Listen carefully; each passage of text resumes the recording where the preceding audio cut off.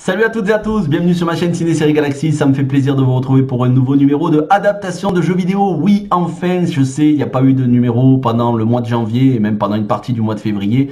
C'est normal, on se concentrait sur High Score, la série. D'ailleurs, j'ai fait un live, je vous encourage à aller le voir. J'ai pris un plaisir immense à faire ce live avec les collègues, avec les amis youtubeurs. C'était un régal, 3h30 où on a parlé de High Score et de nos souvenirs de gamers, rétro gaming, les jeux qui nous ont marqués. Et donc, on reprend pour ce numéro de adaptation de jeux vidéo qui est consacré cette fois-ci à Alone in the Dark. Oui, j'ai décidé de reprendre par du Uwe Boll. Comme ça, d'entrée de jeu, ça calme tout le monde. Uwe Boll, le massacreur de jeux vidéo par excellence. J'ai fait déjà des critiques sur House of the Dead, Far Cry et Blood Rain. House of the Dead, j'avais passé un très mauvais moment sur ce film, contrairement à Far Cry et à Blood Rain que j'avais supporté et je les avais même trouvés agréables, c'est peut-être pas le mot, mais en tout cas, je les avais pas trouvés si désagréables que ça.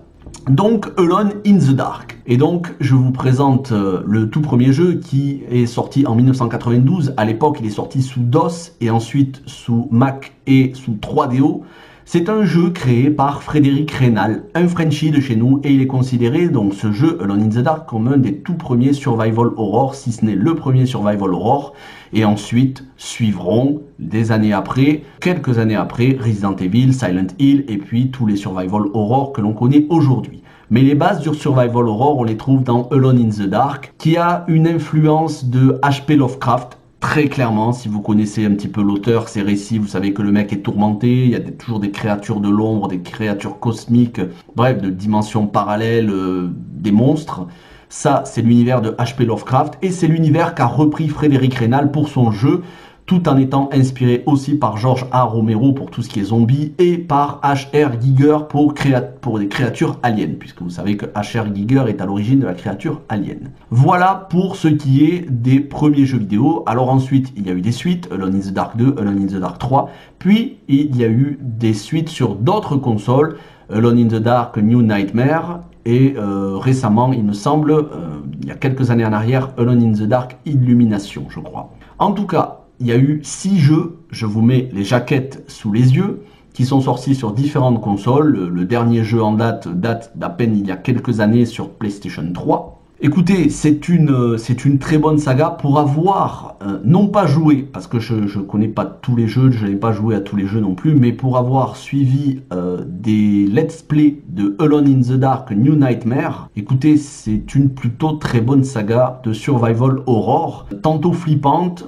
tantôt angoissante. Vraiment, c'est le genre que j'aime bien. Moi, je peux vous recommander un excellent jeu qui était sorti sur la toute première PlayStation, c'est Nightmare Creatures. Nightmare Creatures, c'est un petit peu dans le même genre. Revenons à Alone in the Dark. Avec tout ça, normalement, on s'attend à une adaptation de jeu vidéo, à une adaptation en film qui soit un minimum flippante et où les créatures de l'ombre, les créatures, les démons en gros, si vous voulez, quelque part, on s'attend à ce qu'ils soient bien faits. Voilà, c'est le minimum. Il faut savoir que le film de Uwe Boll sort en 2005. En 2005, l'année précédente, il y a eu Resident Evil Apocalypse de Alexander Wheat, scénarisé et produit par Paul W.S. Anderson, et avant ça, Resident Evil premier du nom. Donc, sachant que, moi j'adore la saga Resident Evil, c'est quelque chose que je kiffe, et Resident Evil Apocalypse c'est mon préféré. Sachant que Resident Evil Apocalypse avait quand même de bons effets spéciaux, de bonnes cascades, un casting plutôt très intéressant, hein. Il y a quand même Jared Harris qui joue dedans, Thomas Kretschmann, sans compter Sienna Guillory, Carlos Oded Fer et bien évidemment ma chouchoute, mon actrice préférée all time, Mila Jovovich.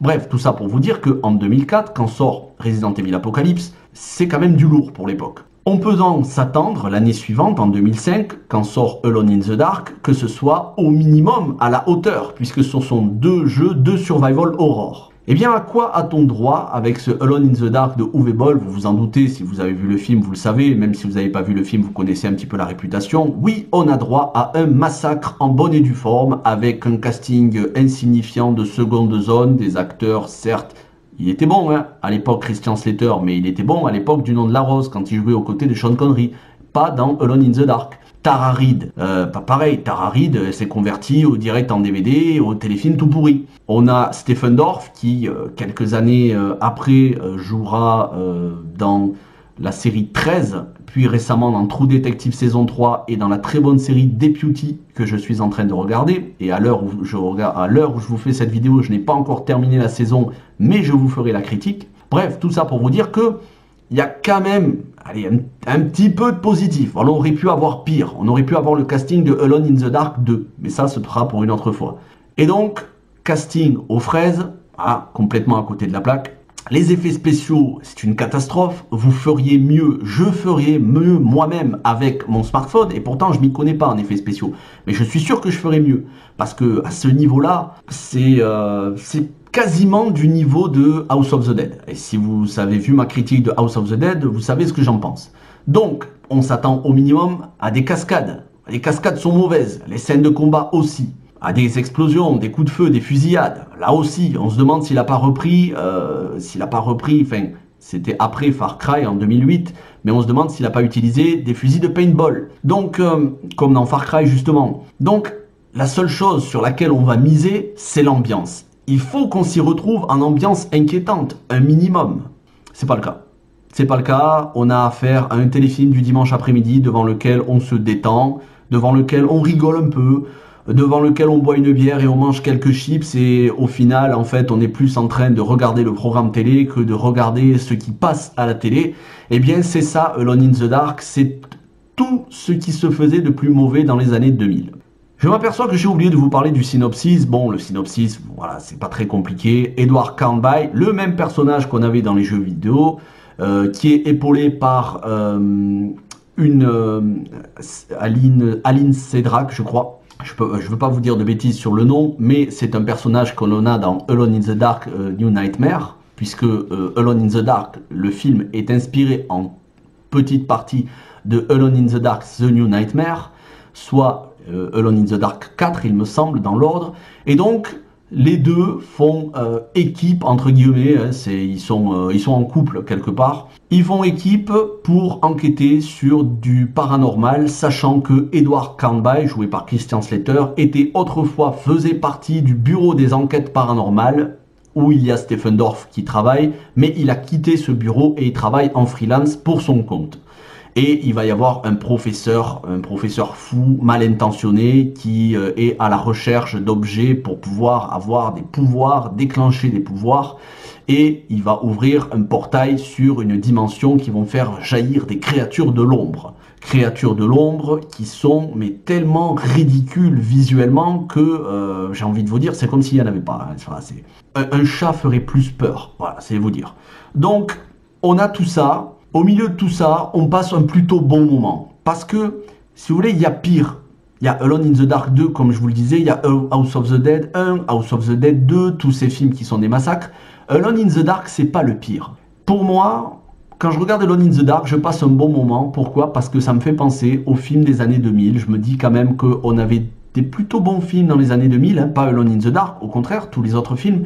Et ça me fait penser aux jeux vidéo des années 2000 sur PlayStation 1, PlayStation 2. Voilà, c'était le bon temps. Vous savez que je suis un fan de rétro gaming, un nostalgique. Et donc quand je vois ce film-là, je lui en tiens pas rigueur parce que il me donne envie d'être nostalgique. Il me fait être encore plus nostalgique et il me donne l'envie de découvrir Alone in the Dark, non pas son film, mais de redécouvrir le jeu. Et pour ça, je dois dire que merci Uwe Boll, merci de m'avoir dégoûté du film, mais de m'avoir donné envie de découvrir le jeu qui doit être infiniment meilleur, sachant que je ne l'ai pas fait en entier, qui doit être infiniment meilleur que le film. Donc voilà, je remercie Uwe Boll pour cette adaptation qui est un massacre, mais en même temps, je me dois d'être honnête, j'ai pas détesté le film. Voilà, j'ai déjà vu pire que ça. Et puis je vous ai réservé le meilleur point positif pour la fin. On arrive à la fin de cette vidéo, je vous ai réservé le meilleur point positif. Le point positif, c'est qu'il y a une scène dénudée entre les deux, entre Edward Carnby, entre Christian Slater et Tara Reid. Bon, cette scène n'a aucun intérêt, bien évidemment, mais c'est la musique qui accompagne cette scène. Uwe Boll a mis Youssou N'Dour, 7 Seconds, Youssou N'Dour et Néné Cherry. Cette musique est un chef-d'œuvre, c'est juste une des musiques les plus belles qui a été composée, que ce soit au niveau des paroles ou au niveau de la mélodie. Et il a mis ce morceau pour accompagner la scène de sexe entre les deux personnages. Ça arrive comme un cheveu sur la soupe. C'est le seul point vraiment positif. Et la manière dont c'est fait ça donne non seulement envie de rire, mais ça donne envie d'écouter le morceau de musique. Et moi, depuis que j'ai regardé Alone in the Dark, j'arrête pas d'écouter en boucle 7 Seconds de Youssou N'Dour et Néné Cherry. Donc merci Uwe Boll, parce que ça, c'est le vrai point positif du film. Je vous le recommande si vous ne l'avez jamais vu, vous passerez un bon moment parce que vous rigolerez. Après, si vous prenez les choses au sérieux, vous passerez pas un bon moment, mais il faut avoir une bonne dose d'humour et de second degré quand on regarde ce genre de film. Ça m'a fait plaisir de vous faire cette adaptation de jeu vidéo. On se retrouve peut-être la semaine prochaine, peut-être la semaine d'après. Ce que je peux vous dire, c'est que ce sera Pokémon Détective Pikachu, une excellente adaptation de jeu vidéo pour le coup. En attendant, passez un bon week-end, une bonne semaine, bon courage à tous. Ciao tout le monde.